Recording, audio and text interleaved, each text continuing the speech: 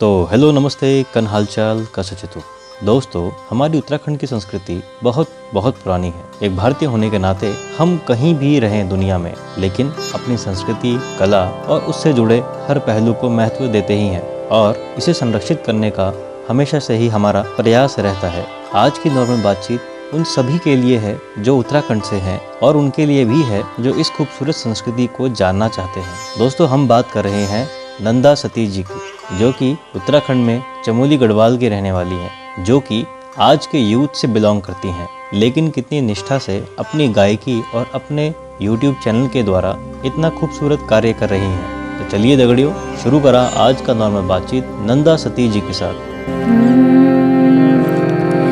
बोला ना बोला शागुना बोला, बोला ना बोला शागुना बोला, बोला ना बोला शागुना बोला, बोला ना बोला शागुना बोला। पहलो शगुना कली हुंदा चलो, पहलो शगुना कली हुंदा चलो, कली हुंदा चलो, बढ़ई बजोलो, कली हुंदा चलो, बढ़ई बजोलो। दूजा शगुना बर मागो चलो, दूजा शगुना बर मागो चलो, बर मागो चलो, स्वस्ति बाचलो, बर मागो चलो, स्वस्ति बाचलो। बोला ना बोला शागुना बोला, बोला ना बोला शागुना बोला। सबसे पहले आप सभी दर्शकों को मैं नंदा सती को प्रणाम।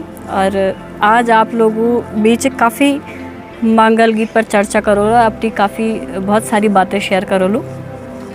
सबसे पहले तो यह बात मैं आज ही राखण चलूँ कि जो पूरा जो हमारा जो इंटरव्यू है वे मैं आप लोगों के सामने हिंदी में राखण चलो, ये लाइक सब लोग समझ पावा और ये वास्तव में गढ़वाली ना बोल के हिंदी भाषा में बात कर लो।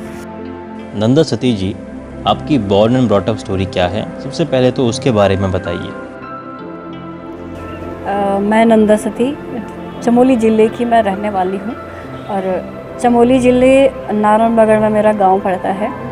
बाकी जो मेरा जन्म स्थान है वो नारायण बगड़ ही है। रही बात परिवार की, तो परिवार में माँ पापा जी और हम 4 भाई बहन हैं और भाई बहनों में से मैं सबसे छोटी हूँ।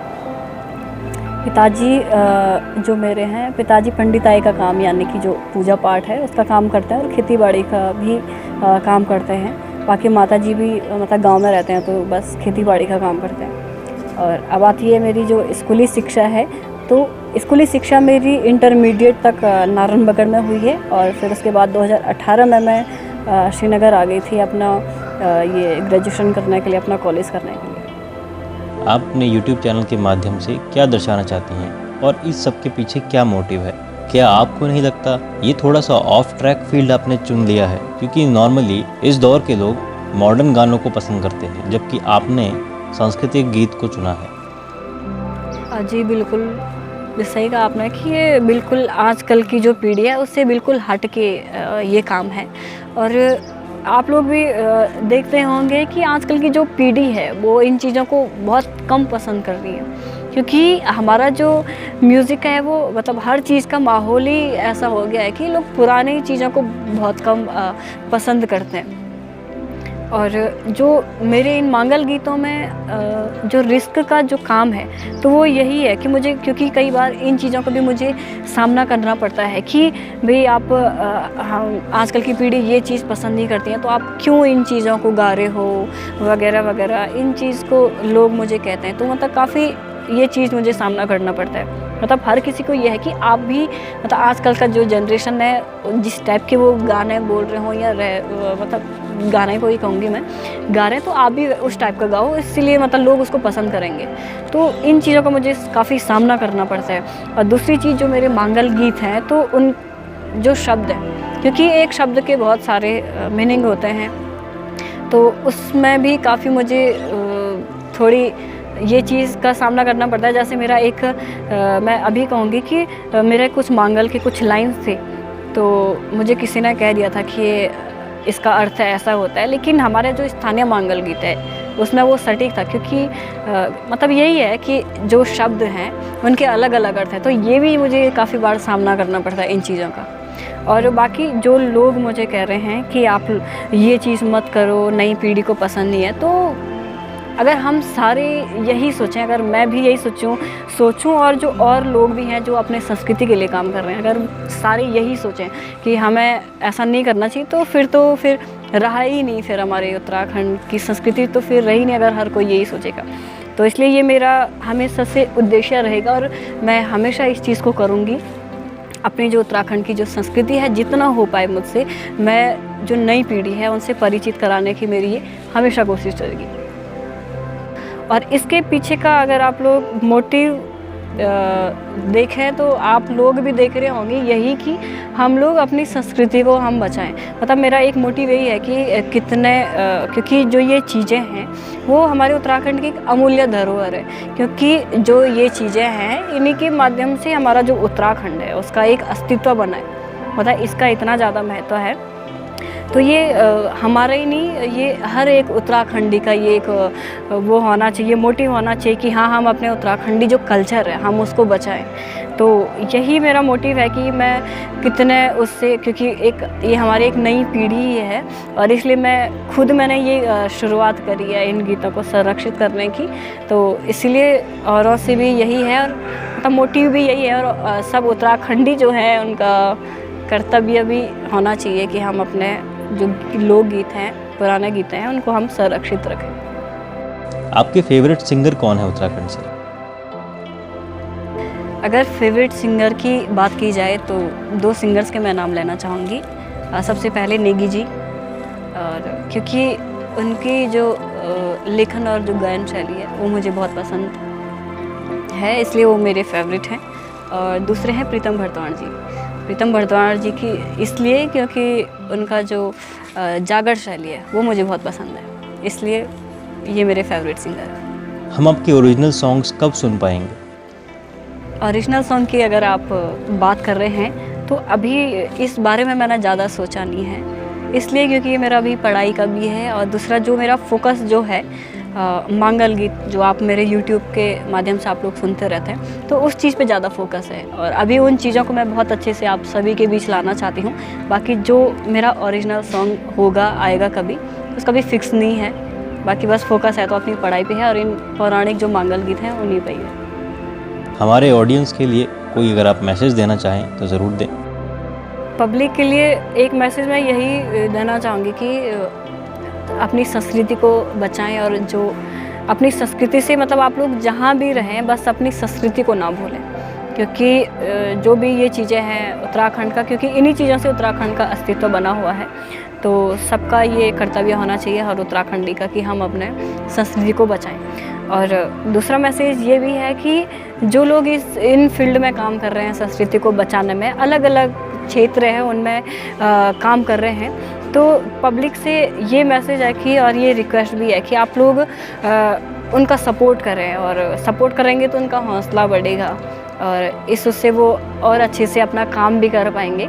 तो दूसरा मैसेज ये है कि आप लोग अच्छा सपोर्ट दें जो इन फील्ड में काम करते हैं संस्कृति को बचाने के लिए। एक प्यारा सा गढ़वाली प्राचीन गीत सभी दर्शकों के लिए अगर आप प्रस्तुत करना चाहें तो। हाँ जी ज़रूर, आपको मैं कुछ पौराणिक गीत सुनाना चाहूँगी, और उसमें मैं पौराणिक गीत में मांगल गीतों को मैं आप लोगों को सुनाती हूँ कुछ लाइंस। और जो मांगल गीत अभी मैं आपको सुनाऊँगी कपड़ा पहलवान का मांगल गीत है। और कपड़ा पहलवान का मांगल गीत जब दुल्हन को तैयार किया जाता है उनकी माँ द्वारा, ताई जी द्वारा, तो उस टाइम समूह में महिलाओं द्वारा ये मांगल गीत गाया जाता है। और इसकी कुछ लाइन मैं आप लोगों को सुनाना चाहूँगी।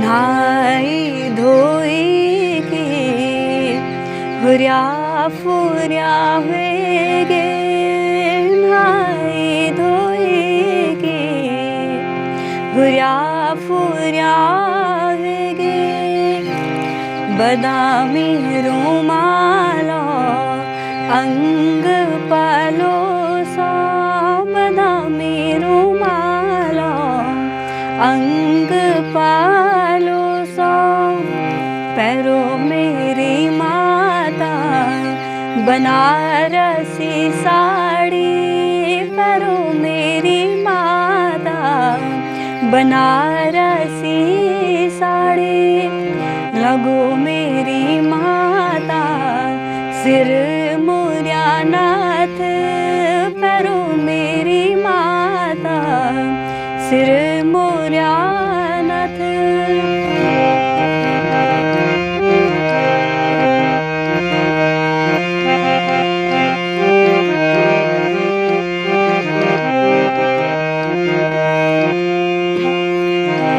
लगो मेरी माता गोल गोहारा, लगो मेरी माता गोल गोहारा, लगो मेरी माता गोल गोहारा, लगो मेरी माता गोल गोहारा, पैरों मेरी माता कानों का कुंडला, पैरों मेरी माता कानों का कुंडला, पैरों मेरी माता खुटियों की पैजाबी, पैरों मेरी माता खुटियों की पैजाबी, नहाई धोई की हुर्या फुर्या हुएगे,